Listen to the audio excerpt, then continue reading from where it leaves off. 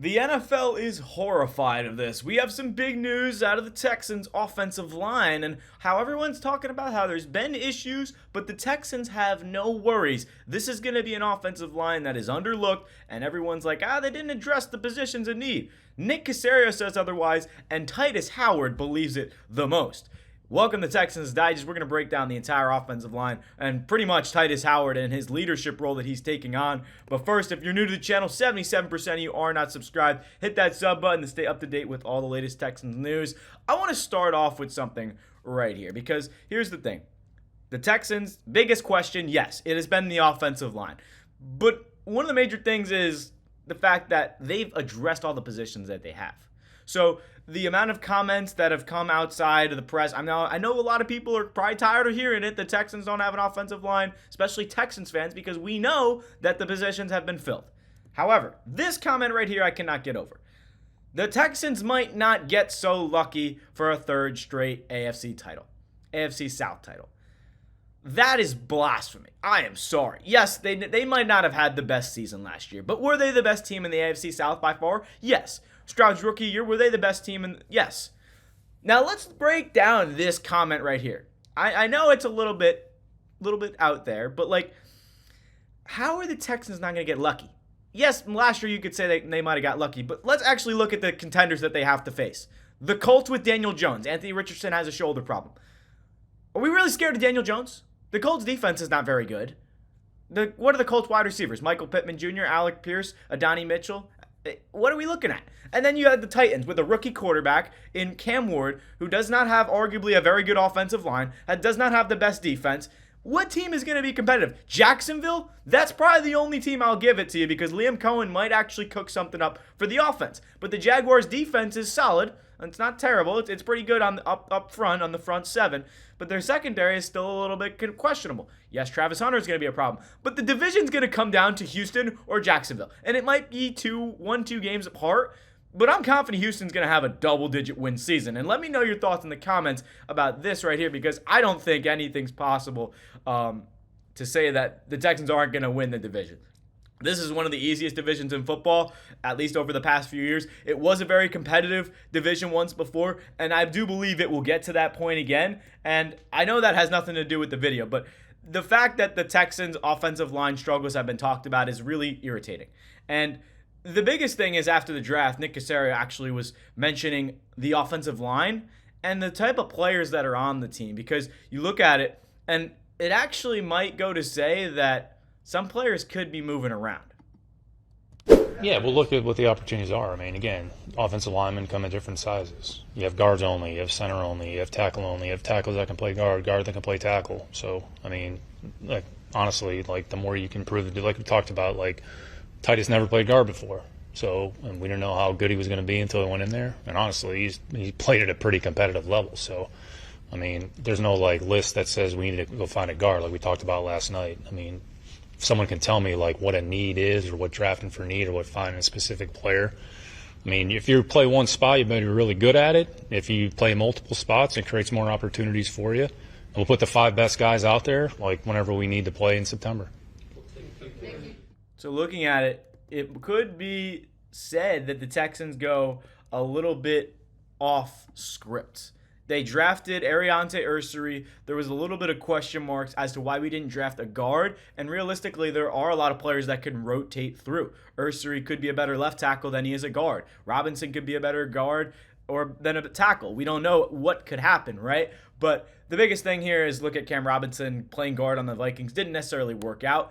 But there might be some players open to moving around. And to be quite honest, overall, this video is surrounded around Tytus Howard and basically him addressing the offensive line comments that this is not going to be a good team. And he's calling that out to basically say this is going to be a good team. So as far as Tytus Howard, he's probably a better guard than he is a tackle, especially at the right guard position. He was a solid tackle, but not for the money that he was making. And he played a couple guard snaps last year, but he was mainly the right tackle. But when Shaq Mason got hurt and went down, even though he gave up double-digit sacks last year, he had a little bit of an ankle problem, did not play every game. So that's where Tytus Howard moved inside, and now he's going to stay there for the season. And I think that's probably the best spot he can be in and embrace this leadership role. Moving back to basically what we saw in terms of what he's saying, this team's going to be different this year.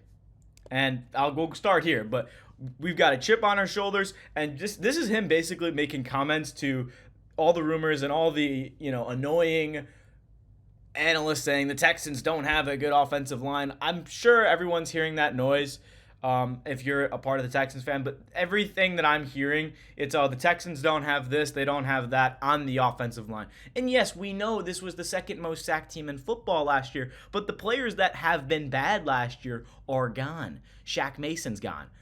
Your inside terrible first-round draft pick Kenyon Green is gone. The only thing that you can argue that the Texans lost was Laremy Tunsil, and he was a yellow flag machine. Talk about a holding penalty or a false start penalty. That was all Laremy Tunsil was last year. He had close to 20 penalties, which is not going to be a good thing. He's approaching 31 years old. He's due for a new contract next season. I would say that was a good trade.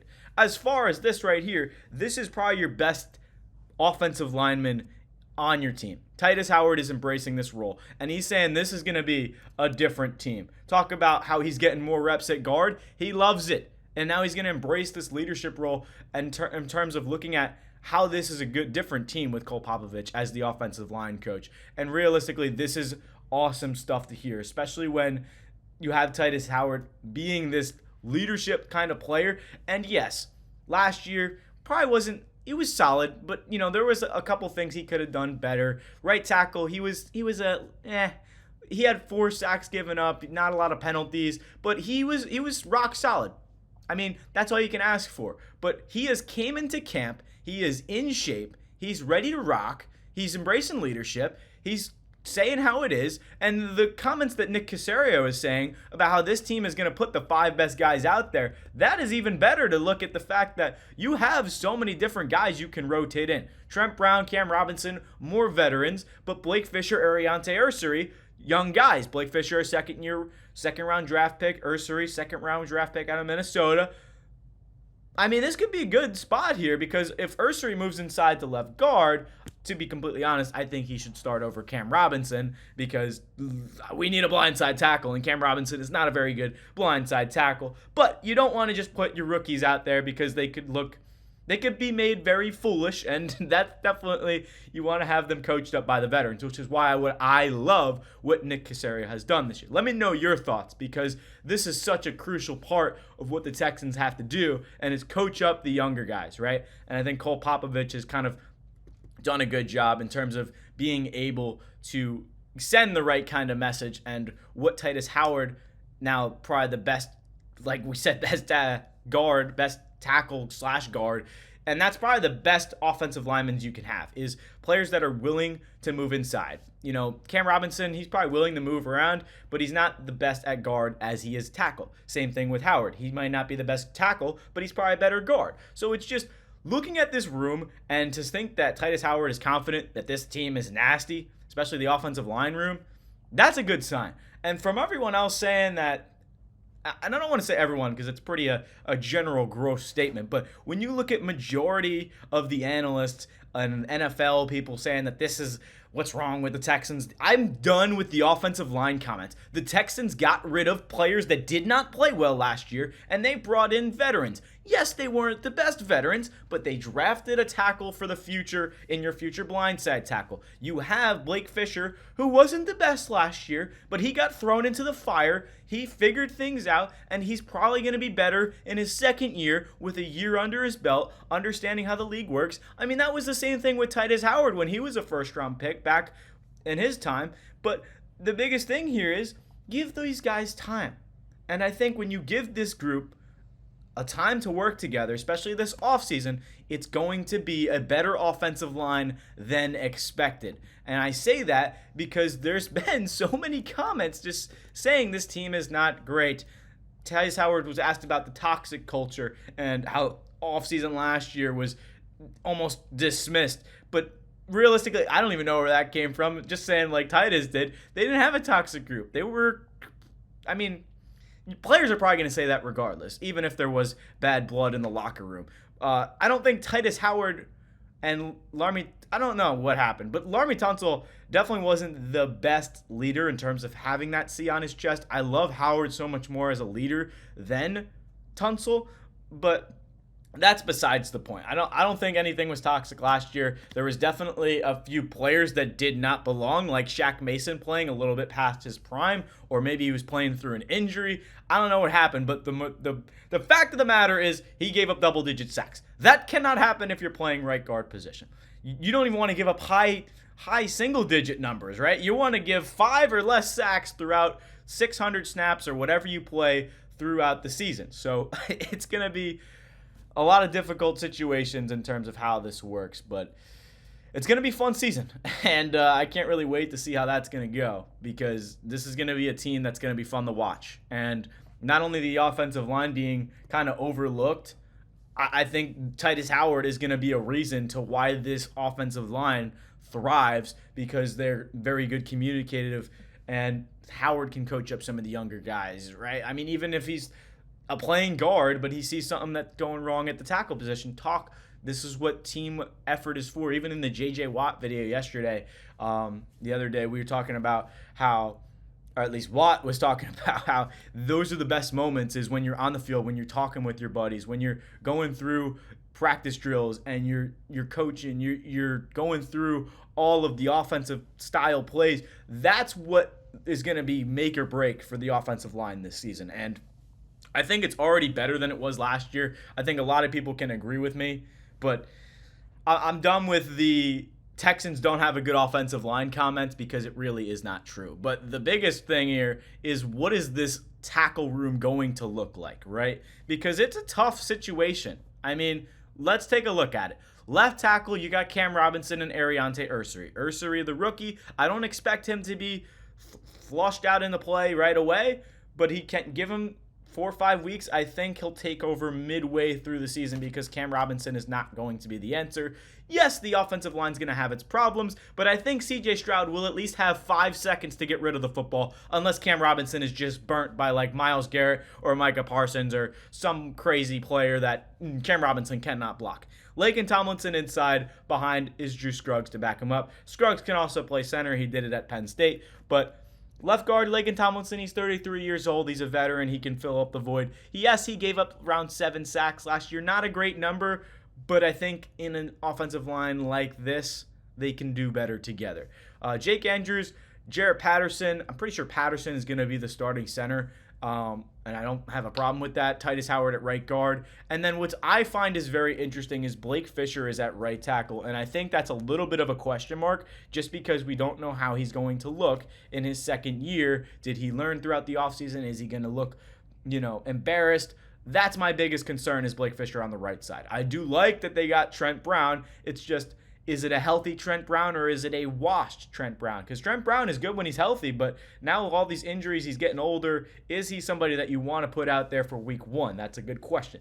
So I'm not really too annoyed with the offensive line. You have your young guys, you have your veterans, and hopefully maybe Ursary moves to right tackle and he can get his feet wet a little bit. Him and Fisher can alternate snaps. I don't know what they're going to do, but I think Ursary needs to be flushed into play at least by the mid-season mark. I hope he's there, because if he's not, that'll be a big problem. But as far as Tytus Howard, looking forward for just this season, this offensive line is going to be a lot better than people expect it to be. And I'm sick and tired of the NFL saying, this is what's wrong with the Texans, because it's not.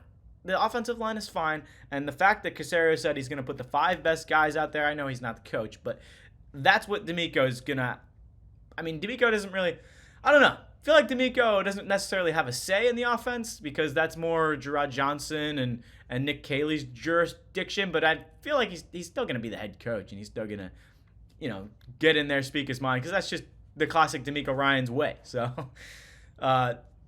that's what I got. Tytus Howard, big leadership role upcoming for this season. I think this offensive line's got to give it a lot more credit than it is. At least going to be a top 20 offensive line in football. It is not going to be a bottom 5 offensive line like it was last year. This run game is going to be unbelievable when you look at the Texans and how they're going to be able to do things. It's going to be a 1-2 punch with Chubb and Mixon. And then you have Marks and Pearson, hopefully Ogunbowale, if those two veterans are not the best shape health-wise, because they are both getting older. So I like this team a lot. A lot of young wide receivers, Nico Collins, Jaden Higgins. The only question mark is the offensive line. If the defense can do what it did last year, the offensive line can step up slightly better than it was last year. It's not much of let me think about this. It's not difficult to improve off of what the offensive line provided last season. So all you got to do is be better than it was last year, which is very easy to do. And then Stroud can have time in the pocket, hit his new rookie wide receivers. Now that you have more wide receivers to throw the ball to and you can be confident in the players you're going to throw the ball to, that's the best thing. Because last year, Stroud looked very scared and unsure of if he wanted to throw the ball to John Mechie or Xavier Hutchinson because he didn't know if they were going to be separating off their route or if they're going to be open. Like, that's the thing you want, is players that are going to be able to separate, create space, and catch the ball. And that's what Jaden Higgins, Nico Collins, and hopefully the rest of the guys can do in the receiving room, because we've seen the bright spots. But I'm going to wrap this up before the video gets 20, 30 minutes long. So thank you everyone so much for watching. It's been Mike Zanetti, Texans Digest. Let me know your thoughts in the comments, and we'll see you in the next video.